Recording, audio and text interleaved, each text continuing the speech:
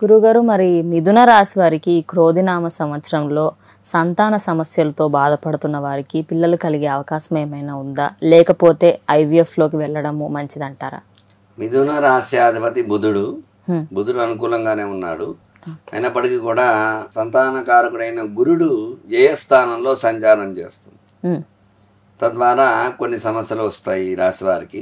అంటే వ్యయస్థానం అంటే కొంచెం ధనస్థానం, డబ్బు ఖర్చు పెట్టడం అని, ధనం నిలవకపోవడం, ఇట్లాంటి అవకాశాలు ఉంటాయి. ఆ సంతానకారకుడైన గురుడు 12వ స్థానంలోకి వస్తున్నాడు మే నెల 5వ తారీఖు నుంచి. ఈ మారటం వల్ల కొంచెం ఇబ్బందులు వస్తూ ఉంటాయి. మిథున రాశి మొత్తం మీద చూసుకున్నట్లయితే ఈ శని భాగ్యంలో ఉన్నాడు, రాహుకేతువులు అనుకూలంగా ఉన్నారు.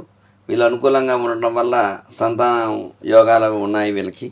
అయితే ఏంటంటే గురుబలం ఒకటే తక్కువగా ఉంది కాబట్టి వీళ్ళ గురువుకి జపం చేయించుకుని గురుడికి శనగల దానం ఇవ్వటము, ఆ పరిహారాలు చేసుకోవడం. ఇంకా లగ్నాత్తు గురుడు ఎక్కడున్నాడో, లగ్నాత్తు జన్మ రాహుకేతువులు ఎక్కడున్నారు, కుజుడు ఎక్కడున్నారు, అలాగే శుక్రుడు ఎక్కడున్నాడు, ఈ పరిహారాలు అవన్నీ చూసుకున్నట్లయితే వీళ్ళకి ఆ స్థానాన్ని బట్టి సంతాన యోగం ఎంతవరకు ఉంటుంది అనే విషయాన్ని మనం పరిగణించవచ్చు.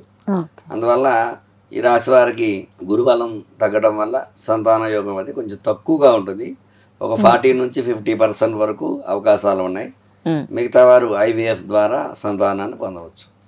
అవకాశాలు అయితే ఉన్నాయి, కానీ కొంచెం అటు ఇటు చూసుకొని చేసుకుంటే సరిపోతుంది. జాతకాన్ని చూపించుకుని జాతక పరిశీలన బట్టి వాళ్ళ తర్వాత ఆప్షనల్గా అవి ఐవీఎఫ్ని ఎంచుకోవచ్చు.